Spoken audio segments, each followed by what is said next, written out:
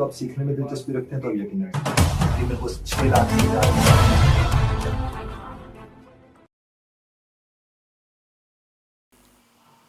हाँ यार, ये जो पैराग्राफ राइटिंग है ये हमें ज़ाहिर आनी चाहिए, और ये कोई इतना रॉकेट साइंस नहीं है, कोई इतना मुश्किल नहीं है। मैं आज आपको जो तरीका बताऊंगा, आप प्लीज़ अपनी नोटबुक ज़रूर साथ रखिएगा। मैं जो आपको तरीका बताऊंगा आप उसके मुताबिक बस उसे लिखते चले जाओ, और मैं उसकी मिसालें आपको समझा देता हूँ। तो यकीन मानिए आपको पैराग्राफ राइटिंग में कभी प्रॉब्लम नहीं आएगी मेरे अल्लाह के करम से। अब देखिए कि पैराग्राफ राइटिंग की जब हम बात करते हैं तो उसमें जो मैं आपको राइटिंग आज बताऊंगा उससे आपकी स्पीकिंग भी ठीक होगी। स्पीकिंग इन अ सेंस कि सिर्फ अंग्रेजी में नहीं, बल्कि आप किसी भी जबान में बात करते हैं, अगर आप इसके मुताबिक बात करते हैं तो उसका सबसे बड़ा फायदा आपकी जात को ये होगा कि आप इररेलेवेंट बात नहीं करेंगे, आप गैर जरूरी बात नहीं करेंगे, आप अननेसेसरी बात नहीं करेंगे। और ये पैराग्राफ राइटिंग में आपको बता रहा हूं, ये समझ लीजिए दूसरी क्लास से लेकर आप सीएसएस करना चाह रहे हैं, आप एमए करना चाह रहे हैं, आप पीएचडी की तरफ भी चले जाते हैं, पैराग्राफ साहब ऐसे ही होता है जो मैं अब आपको बताने के लिए जाऊंगा। और अगर आप इसको इस तरह पर समझ पाए और मैं कोशिश करके आपको समझा पाया तो यकीन मानिए बहुत फर्क पड़ेगा मेरे अल्लाह की तरफ से। तो उम्मीद है आपकी नोटबुक्स वगैरह तैयार होंगी आपके साथ।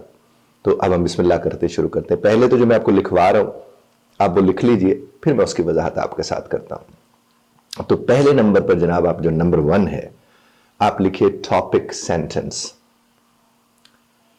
Topic sentence, TOPIC sentence, topic sentence. जो ही आपने टॉपिक सेंटेंस लिख लिया, दूसरे नंबर पर जाकर आप लिखिए main idea.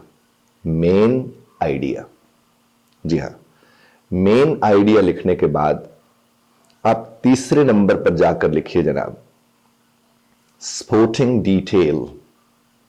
Supporting detail. Supporting detail लिखने के बाद जनाब आप जाकर दोबारा से लिखिए एक मेन आइडिया। Main idea. और जिस घड़ी आपने मेन आइडिया लिख लिया उसके फौरन बाद आप जाकर फिर लिखें सपोर्टिंग डिटेल।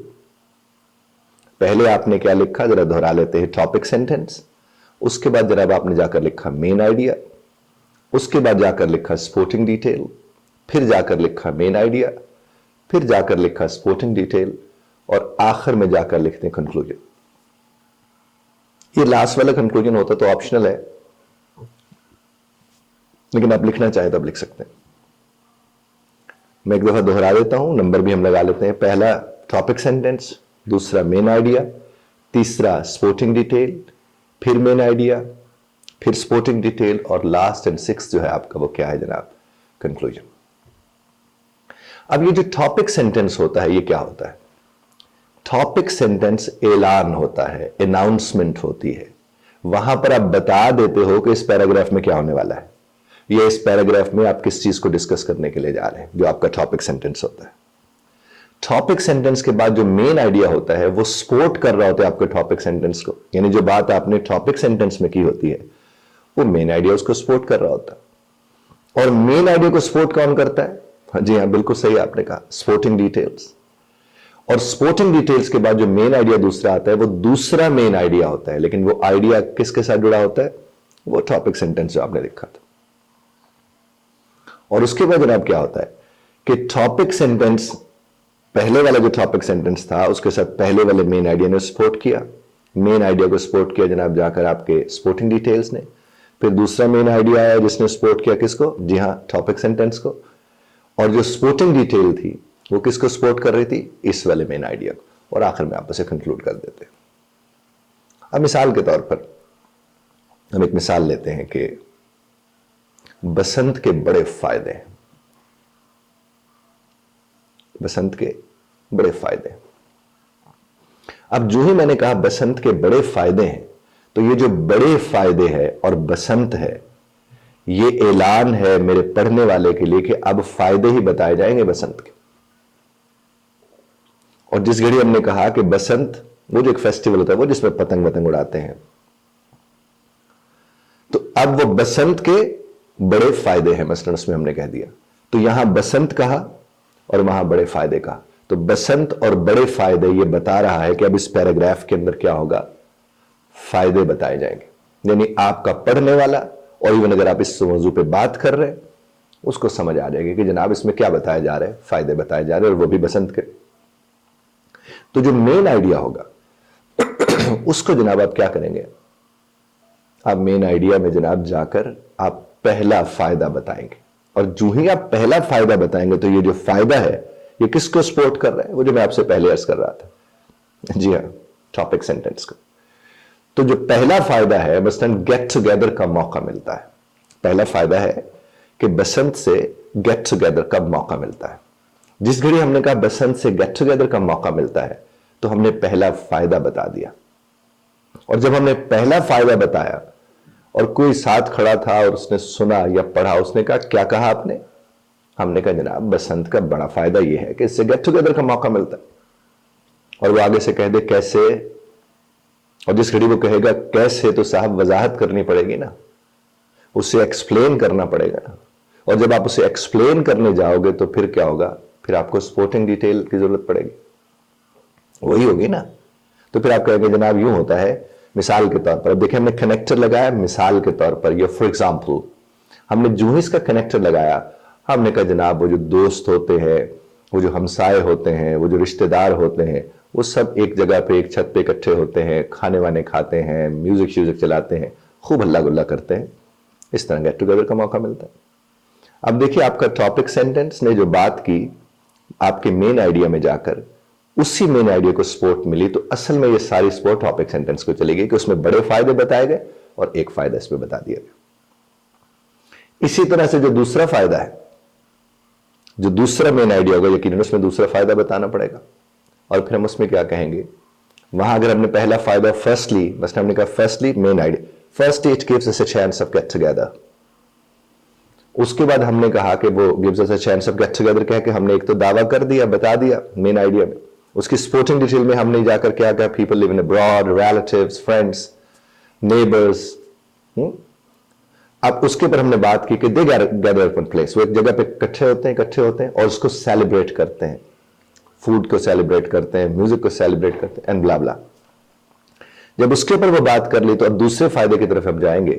تو ہم نے کہا کہ جناب دوسرا فائدہ اس کا یہ ہے کہ اس سے ملک کا امیج ٹھیک ہوتا ہے. اور جس گھڑی ہم نے سمجھ لیا کہ اس سے ملک کا امیج ٹھیک ہوتا ہے تو اب اس کو ہم اسی اعتبار سے ظاہر دیکھیں گے, کریں گے, کیونکہ اس سے تو ملک کا امیج ٹھیک ہو رہا ہے.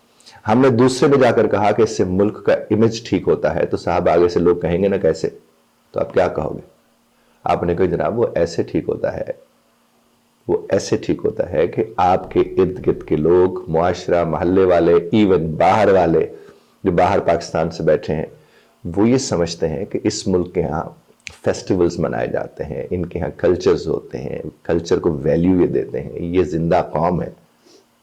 اس طرح جناب آپ کے ملک کا امیج ٹھیک ہوتا ہے.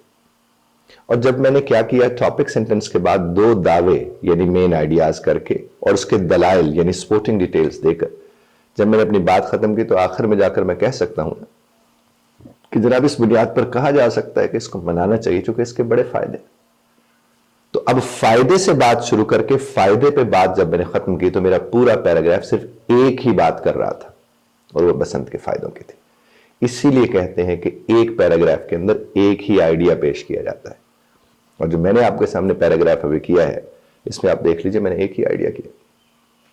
اب آپ اس کو, جو بہن بھائی بیٹھے سن رہے ہیں, والدین بیٹھے سن رہے ہیں, باقی لوگ, آپ اگر اس کو سن رہے ہیں اور آپ کے پاس کوئی بہن بھائی آپ کا یا بچہ یا کوئی آپ کے پاس آتا ہے, وہ کہتے ہیں بابا میں نے نا مری جانا ہے, اور اگر آپ سے کہتے ہیں کہ بیٹا ایک پیراگراف لکھ کر لے آؤ کہ مری جانے کے بڑے فائدے ہیں, تو وہ irrelevant بات نہیں کرے گا. وہ لکھے گا کہ مری جانے کے بڑے فائدے ہیں, پہلا فائدہ یہ ہے, اس کی وضاحت کرے گا, دوسرا فائدہ یہ ہے, اس کی وضاحت کرے گا, اور آخر میں جا کر کیا کہے گا, اس بنیاد پر مجھے اجازت دیجیے کہ میں جاؤں. آپ اپنے بچوں کو دلیل دینا سکھا رہے ہوتے ہیں, آپ اپنے بچوں کو یہ سکھا رہے ہوتے ہیں کہ بات جب کرتے ہیں تو بات کرنے کا سلیقہ ہی ہوتا ہے صاحب. لیکن پرابلم کیا ہے, پرابلم سب سے بڑا یہ ہے کہ ایک بیٹا جب باپ کے پاس آ کے بیٹھتا ہے, وہ آ کے کہتے ہیں بابا میں نے مری جانا ہے, تو آگے سے والد صاحب یہ فرما دیتے اکثر اوقات نہیں ہے, میں نہیں جانا. یعنی نہ یہاں سے وجہ آتی ہے, نہ وہاں سے وضاحت آتی ہے, نہ یہاں سے وضاحت آتی ہے, نہ وہاں سے وجہ آتی ہے, چونکہ تربیت ویسی نہیں ہوئی. اسی طرح بیگم صاحبہ اگر شوہر کے پاس آ کر بیٹھتی ہیں اور کہتی ہیں کہ مجھے آپ سے ایک بات کرنی ہے, ویسے آپ نے آج تک میری ایک بھی نہیں مانی, تو آگے سے شوہر بھی کہتے جب تمہیں پتہ ہے میں نے تمہاری نہیں مانی تو تم مجھ سے بات کیوں کر رہی ہو. تو جو بات ہوتی ہے وہ رہ جاتی ہے, اس سے کئی اور باتیں شروع ہو جاتی ہیں. اسی طرح شوہر نے اگر بیگم سے آ کر یہ کہا کہ ادھر بیٹھو مجھے تمہارے ساتھ ایک بات کرنی ہے اس سلسلے میں, اور اس نے آگے سے کہا کہ ساتھ ہی یعنی شوہر نے بھی وہی جملہ بولا کہ تم نے ویسے آج تک میری مانی تو نہیں ہے, پھر بھی میں تم سے بات کر کے دیکھ لیتا ہوں, تو کیا وہ سنیں گے؟ وہ نہیں سنیں گے. تو ہم بنیادی طور پر چونکہ ہماری تربیت اس طرز کی نہیں ہوئی ہے اسی لیے ہم پرابلمز کا شکار ہوتے ہیں. تو اس پیراگراف رائٹنگ کا جو میں نے آپ کو عرض کیا اس کو آپ سپیکنگ میں بھی لا سکتے ہیں کیونکہ اس میں تو ترتیب موجود ہے. رائٹنگ ہو یا سپیکنگ ہو ترتیب کی ساری بات ہے نا.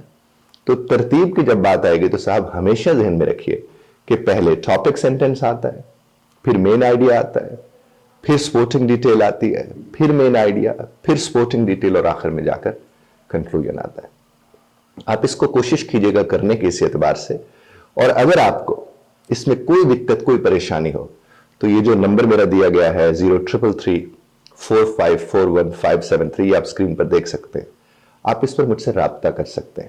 میں پوری کوشش کروں گا کہ آپ کے اس سوال کا جواب بھی ویڈیو کی صورت میں ریکارڈ کر کے آپ کی خدمت میں پیش کروں. بہت شکریہ سننے کا.